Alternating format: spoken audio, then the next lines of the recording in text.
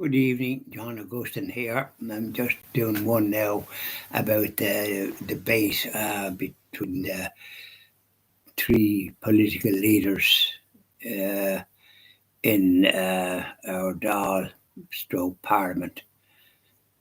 And it included Simon Harris, the Taoiseach stroke Prime Minister of Fine Gael, Micheál Martin, the foreign minister stroke leader of Fianna Fáil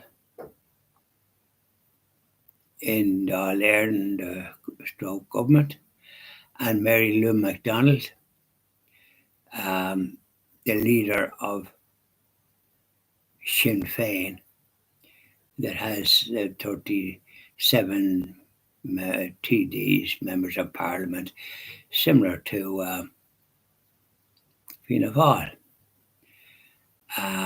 And the Green Party wasn't represented, and though they have 12 members, some of them are not going forward for the election. And apparently some members of Fine Gael are not going forward for election. According to latest opinions, nearly half of them. And they have 36 or 37 members as well. They've down a lot compared to what they were, and Sinn Féin has 37, so they're the three main parties. And they were on. Now, Miriam O'Callaghan, who's normally a very astute interviewer, investigator, and then there was a lady with her who I didn't hear much conversation. I didn't look at the whole lot of it. But one of the defects that I think occurred to make it not so good was the fact that the proper thing to have done there was to have each member, Simon Harris obviously first, and I suppose Mary Lou MacDonald second, and Micheál Martin third, to sort of have a balance on it, not to have the lady coming up at the rear. But I think it would have, Mary Lou wouldn't have mattered. It wouldn't have mattered. So it could have been Simon Harris, Micheál Martin, and then Mary Lou MacDonald for 5 minutes to state their case as to what they have done and what they intend to do in the next Dáil stroke Parliament after the general election, which will take place on Friday next, the 29th. So from now, it's only just 2 days away, such.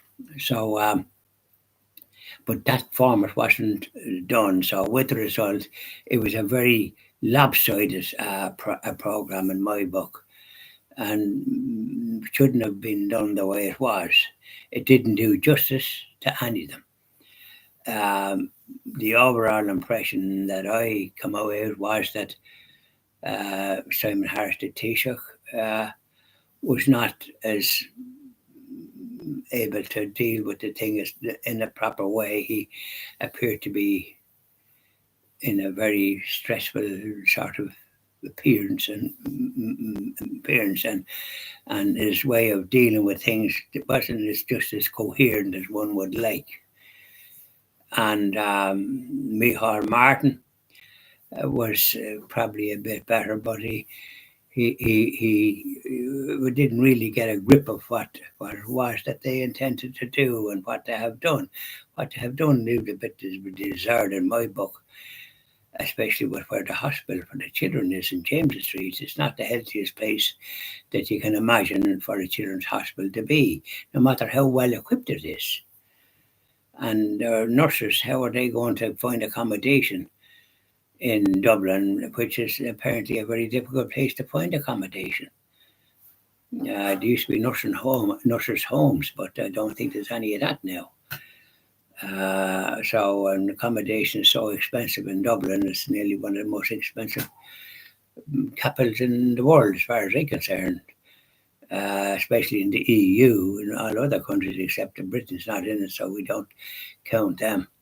But in every other country, by and large, there happened problems that we seem to have here with not enough houses for the people.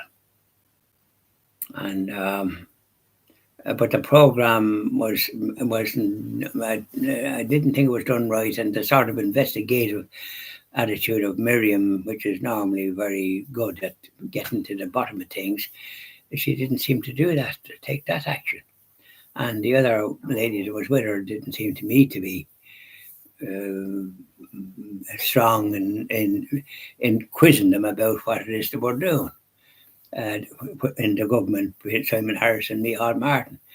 And the overall impression I got was that Mary Lou McDonald was more coherent and more at ease compared to the other two, which probably the format could have been improved, as I mentioned, that it should have been 5 minutes for each of the participants to state their case, what they have achieved and what they intend to achieve, and not just intend with promise, but what they actually intend to promote during their next Dáil.